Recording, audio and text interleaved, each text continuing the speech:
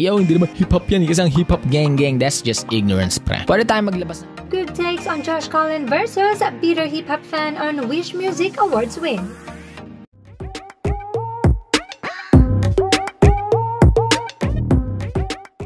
Dahil binigyan natin ng screen time ang bitter hip-hop fan against Josh Collin, now let's highlight these good takes. Gang, boss! Boss, gang yun. Hip-hop, boss, gang.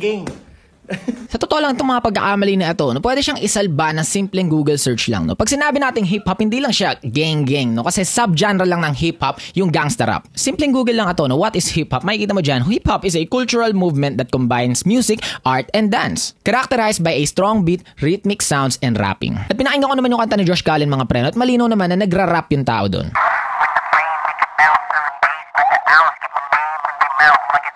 Ngayon ang tanong, agree ba ako na ito yung pinakamagandang hip-hop release na itong nakaraang taon? Sasabihin ko sa inyo, no, ako personally, hindi rin siya pasok sa preference ko. No? Para sa akin, mayroong napakagandang mga kanta sa hip-hop na nilabas ngayong taon na pwede nating itapat dito sa Get Right ni Josh Collin. No? Pero para sa akin lang yun, pre, hindi naman ako yung judges sa Wish Music Awards, and at the same time, mayroon silang criteria na pinagbabasihan kung paano sila magbibigay ng award. 30% ay magmumula sa boto ng fans at hindi naman natin maitatanggi na napakalakas ng fanbase ng SB19. Tapos yung other 70%, no, base sa preference lang siguro ng mga judges sa Wish. Pero ang point ko lang dito, no, hindi man si Josh Collin yung may pinakamagandang hip-hop release ngayong taon para sa akin, no, hindi man siya pasok sa preference ng karamihan. Hindi man tayo agree dito, no, hindi pa rin ibig sabihin nun, hindi na qualified yung kanta niyang Get Right para mapasama dito sa listahan ng mga pwedeng bigyan ng award na to. At kung hindi tayo agree doon sa resulta, hindi para atakihin yung artist na to, no? At hindi para magpakawala ng ignoranting statements na nagsasabi na, yo, hindi naman hip-hop yan, kasi ang hip-hop gang. That's just ignorance, pre. Pwede tayo maglabas ng hinaing natin sa mga naging judges sa Wish, diba? Pero hindi natin maitatanggi na si Josh Collin naglabas siya ng hip-hop song, diba? Ginawa niya yung part niya, pasok siya sa category na nominate siya, tapos nanalo siya. Pwede kang mag-disagree doon, pero hindi para i-label natin na hindi pasok sa hip-hop yung isang tao dahil lang hindi siya pasok sa karaniwang alam natin o sa stereotypical hip-hop na nai-imagine natin sa tuwing binabanggit yung salita.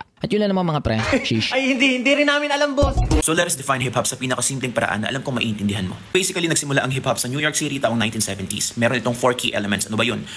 Ang hip-hop music, meron niyang kumbaga identity, meron niyang DNA. May mga elemento ang hip-hop music na dapat mong tamaan para ma-consider yung music mo as hip-hop music. Una, dapat sa rap. Dapat may rap and dapat tamaan mo yung mga rhyming ng rap mo. Pangalawa, dapat catchy. Dapat meron kang inuulit-ulit na rhythm, sound, or kahit yung boses mo mismo or kahit phrase na inuulit-ulit mo para tumatak siya sa utak ng mga listeners. And dun siya magiging catchy. Pangatlo, at isa sa pinakamahalagang elemento na dapat mong tamaan sa hip-hop music is dapat yung sampling ng music mo is gawa siya ng DJ.